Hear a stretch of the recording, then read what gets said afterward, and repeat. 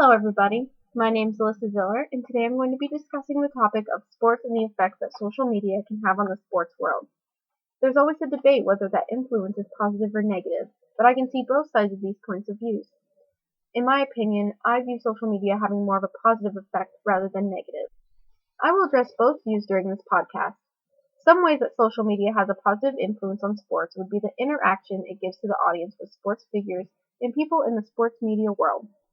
Also, the use of sports media has been highly used for sports recruiting out of high school. The negative effect that social media can have on the sports world is how it can somehow get certain athletes in trouble with what they post or say.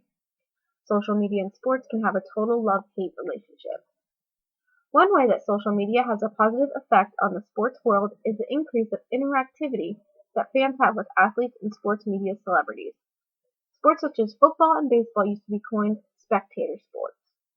There was little to no interactivity between the audience and the sports media or the athletes. With the increase of our attention to social media, the interactivity has highly increased. If you watch any football, college or NFL, you can bet that you'll see a special Twitter hashtag for that game, and every football analyst will have their Twitter names under their actual names when they speak. This allows us as an audience to communicate with the analysts and discuss the game with them in the sports fan community. Also, another way that there is an increase of interactivity is the fact that we as fans are able to communicate with our favorite athletes and they can respond to us. For instance, I have many times had this occurred.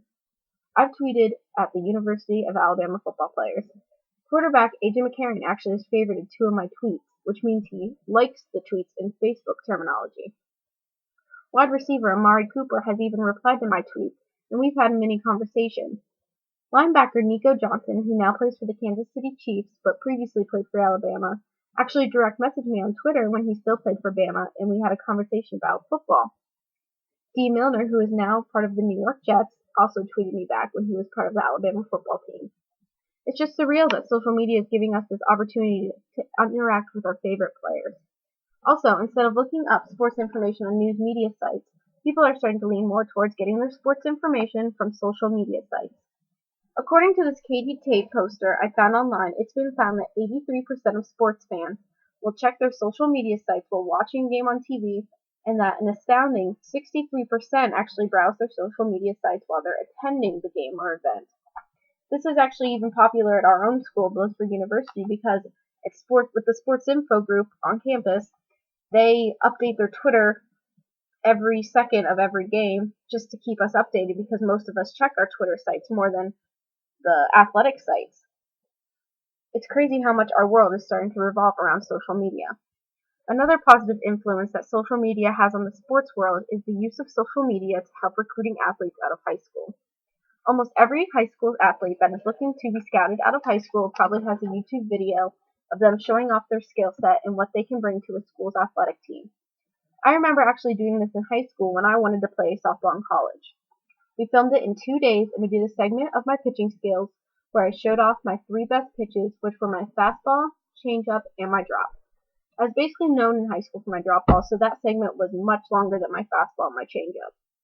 The next day, we filmed my hitting. My high school coach put together a DVD of my skills and also put it up on YouTube. The reason for putting the video up on YouTube is that it's easier for coaches around the whole United States to view the video, and that's the reason that many college athletes decide to do so. Before YouTube was being used in this process, you had to physically send the coaches a hard copy of your footage, and only a certain number of coaches were going to get your DVD. If the coach didn't get a DVD of your skill set, they would have to physically travel to come watch you participate in your sport. And sometimes that was an issue if the school you're interested in is states away, and it would be a hassle to travel that. The use of YouTube doesn't make being states away an issue, it actually solves that problem. Now that I discussed two of the positive aspects that social media has on sports media, I'm briefly going to discuss a negative aspect that social media has in the sports world. Social media has its way of getting athletes in trouble. An example of that is NFL player but currently a free agent Chad Johnson, or Chad Ochocinco, was actually fined $25,000 for using Twitter in the middle of a game.